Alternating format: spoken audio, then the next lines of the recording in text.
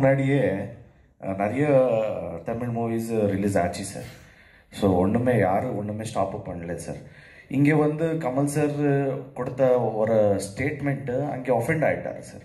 சரி, என்ன சொல்கிறேன்னா டைரெக்ட் ஓப்பனாக சொல்கிறேன் சார். இங்கே வந்து everybody love there mother tongue and same sir.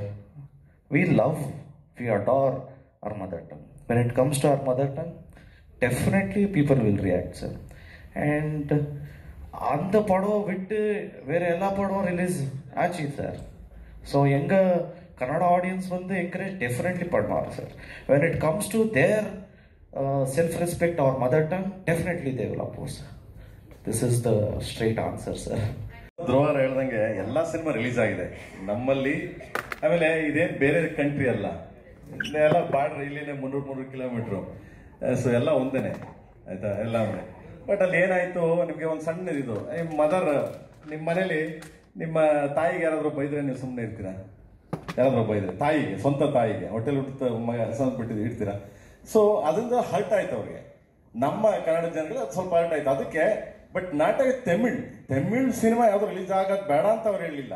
Kamal sir ಮಾತ್ರ, ಕಮಲ್ ಸಾರು ಅದ್ರ ಹಂಗೆ ಮಾತಾಡಿದ್ರು, ಅದಕ್ಕೊಂದು ಜಸ್ಟ್ ಒಂದು ಸಾರಿ ಅಂತ ಕೇಳಬೇಕಾಗಿತ್ತು ಅಂತ ಸಿಂಪಲ್ ಅಷ್ಟೇ. ಬಿಟ್ರೆ ಇನ್ ಆಲ್ ಇನ್ ಒನ್, ಎಲ್ಲರೂ ಒಂದೇ.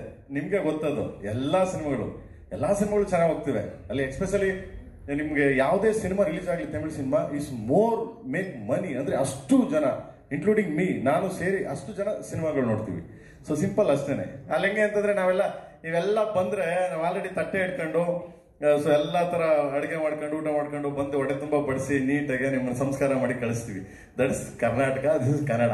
Same Tamil Nadu also, but some words, only one words, it's like a mother, no? So ಅದಕ್ಕೆ ಹರ್ಟ್ ಆಯ್ತು ಬಿಟ್ರೆ ನಥಿಂಗ್ ಎಲ್ಸ್ ಬ್ರದರ್. ಅದು ನಾಟ್ ಎ ಬಿಗ್ ಇದಲ್ಲ. Thank you.